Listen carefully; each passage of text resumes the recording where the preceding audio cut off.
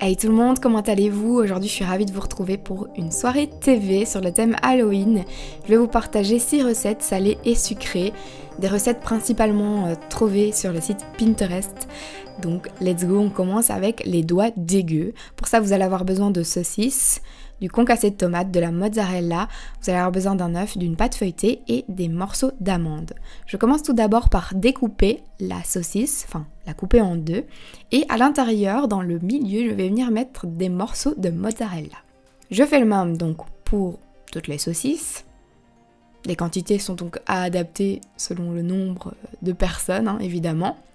Je coupe la saucisse en 3 et je vais venir enrouler la saucisse dans la pâte feuilletée. Une fois qu'elle est bien enroulée, je découpe la pâte feuilletée et je vais venir pincer entre les saucisses, vu que je les découpe en 3. Je coupe le bas et je fais une petite pointe vers le haut pour réaliser l'ongle. Je fais des petites traces pour faire l'effet plié des doigts dégueux. Et ensuite, je vais venir mettre le concassé de tomate par-dessus. Une fois que le concassé est bien mis, je vais venir rajouter l'ongle du coup qui est le morceau d'amande. On répète l'opération selon le nombre de saucisses. N'hésitez pas à réaliser également ces recettes sans le thème Halloween et donc en enroulant simplement. En plus, si vous trouvez ça vraiment dégueu et que ça vous donne pas envie, à vous d'adapter. Vous mettez un peu de jaune d'œuf par-dessus. Et ensuite, vous enfournez au four à 180 degrés pendant 10 à 15 minutes. À vous de bien vérifier la cuisson, parce qu'on ne sait jamais. La recette numéro 2, on va faire avec le reste de la première recette. Et donc, vous allez avoir besoin de saucisses, encore une fois, et vous prenez le reste de la pâte feuilletée. Vous venez, c'est vraiment tout simple, enrouler la pâte feuilletée par-dessus la saucisse, et vous faites 2 petites boules pour faire les yeux. Bien que moi, ça n'a pas vraiment tenu, mais bon, après, c'est censé faire peur, donc c'est pas trop grave. Petite idée de présentation, vous trempez votre main qui a été lavée au préalable évidemment, dans le ketchup et voici, ça fait vraiment une chouette idée de présentation pour les plats d'Halloween. La recette numéro 3, c'est la pizza araignée. Vous allez avoir besoin de pâte à pizza, de concassé de tomate, de mozzarella et d'olive. Vous venez mettre le concassé de tomate juste en dessous, sur la base de la pizza. Moi j'ai décidé de faire des mini pizzas. On dépose la mozzarella, alors moi j'ai ajouté des herbes de Provence et un peu d'huile d'olive.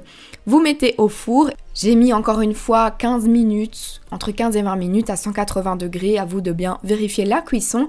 Et ensuite pour la déco, je viens rajouter l'olive après, comme ça je suis sûre que pendant la cuisson ça ne part pas en cacahuètes. Je la mets vraiment après l'olive, donc il suffit simplement de découper une olive, découper la tête, puis découper le corps en deux. C'est très très simple. La recette numéro 4, ce sont les tartines momie. Donc vous allez avoir besoin de cheddar, d'olive et encore une fois de concassé de tomate. C'est très tomaté tout ça.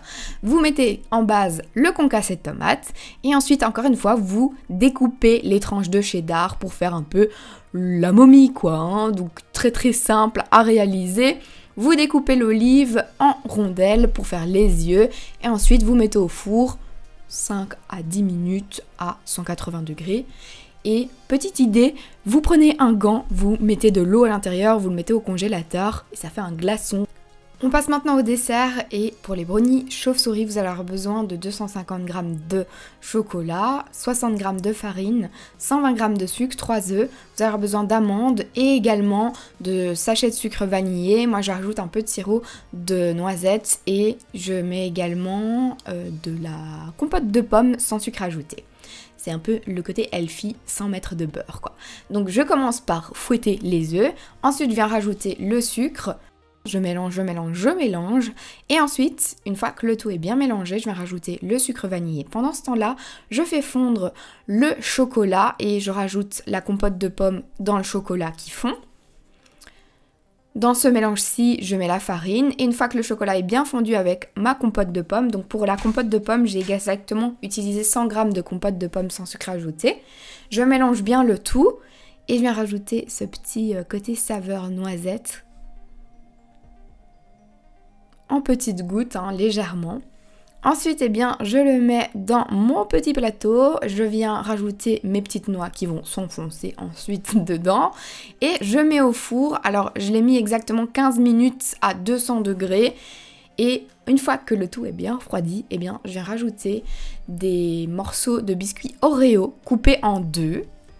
Et je viens rajouter avec des petits ustensiles Dr Oetker au chocolat, les yeux.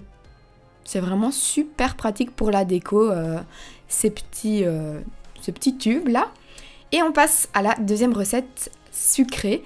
On va faire une mousse au chocolat. Pour ça, vous allez avoir besoin de 50 g de chocolat. Moi, je fais qu'une grosse mousse pour 2 personnes, donc après, à vous d'adapter.